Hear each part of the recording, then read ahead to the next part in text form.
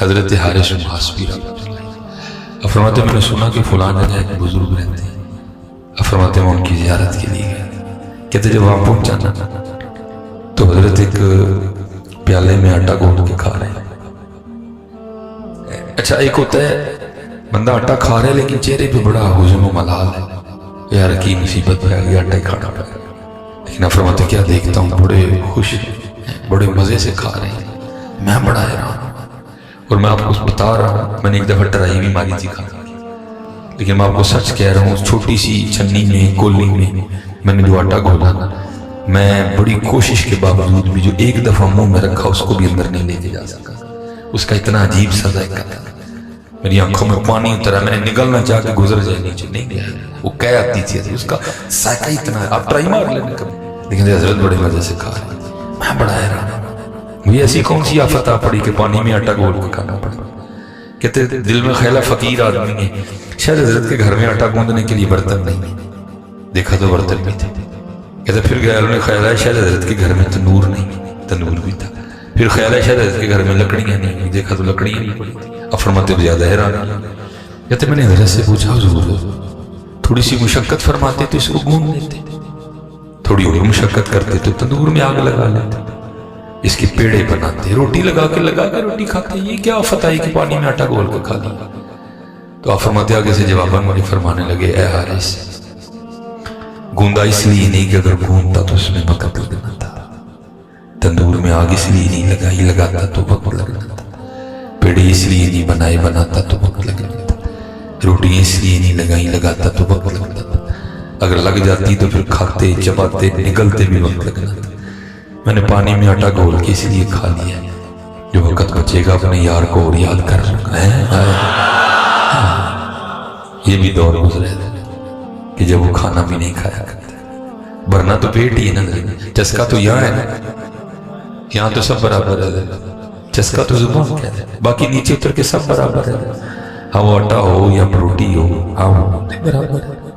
کبھی وہ بھی دور گزرے کہ جب وہ کھانا بھی نہیں کھا کرتے، اور آج حضرت ہمارا کیا حال ہے، کھانے میں بریانی چاہیے، کھانے میں پلاؤ چاہیے، پیزا ہم نے ہفتے میں 2 بار باہر کھانے جانا ہے، لیکن کیا ہے رب کو رب کے رسول کو ہم بھول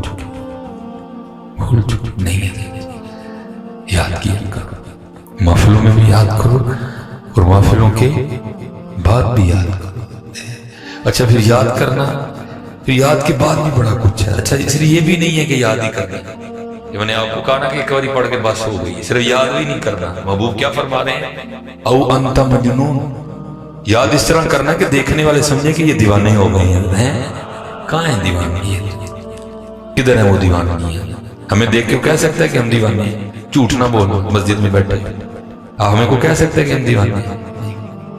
دیوانے وہی تھے۔ اور میں بڑے دکھ سے کہتا ہوں حضرت آج ہمارا یہ حال ہے کہ ہم سے اتنی سونی مسجدوں میں بیٹھ کے نہیں پڑھا جاتا، وہ بھی تھا نا جس کو کہتے ہیں بلال، جس میں کوئلوں پہ لیٹ کے بھی پڑھا جاتا ہے۔ ہاں یار، اور میں نے کہا نا حضرت جی ہمارے اسٹیجوں کو خوش آمدوں کی عادتیں پڑ گئی، خوش آمد کرو، تسی میری کرو میں تاڑی کرا، تھی مینو چنگا آکھو میں تانوں چنگا آکھا، لیکن اقبال کہتا ہے مجھ سے اس کولو کا بیل نہیں بنا گیا، وہ کہتا ہے زہر حلال کو میں کہہ نہ سکا، میرے کو نہیں کم ہوئے، اس نے سچ کہہ دیا۔ کیا اقبال کہتے ہیں نہ وہ عشق میں رہی گرمیاں نہ وہ حسن میں رہی شوخیاں، نہ وہ عشق میں رہی گرمیاں نہ وہ حسن میں رہی شوخیاں، نہ وہ غزنوی میں تڑپ رہی نہ وہ خم ہے زلف ایاز میں، کہاں وہ عرب کے امیر ترین تاجر سیدنا صدیق اکبر ہے، اور عشق ابو بکر کو کہاں لایا کہ درجی بوری کنڈیاں دے بٹن ہے، کہا حضرت وہ مصعب بن عمیر وہ مکے کا سب سے قیمتی جوڑے پہننے والا نوجوان، عشق کی آنکھ پہ لایا کہ جسم پہ کھال بند پہنی ہوئی ہے، حضور کی مبارک آنکھوں میں آنسو اتر آئے، عاشقی بچوں کا کھیل، بدلو یار کچھ وقت ہے چینج کرے کو، تھوڑا سا اپنے اسٹیجوں کو بدلے تھوڑا۔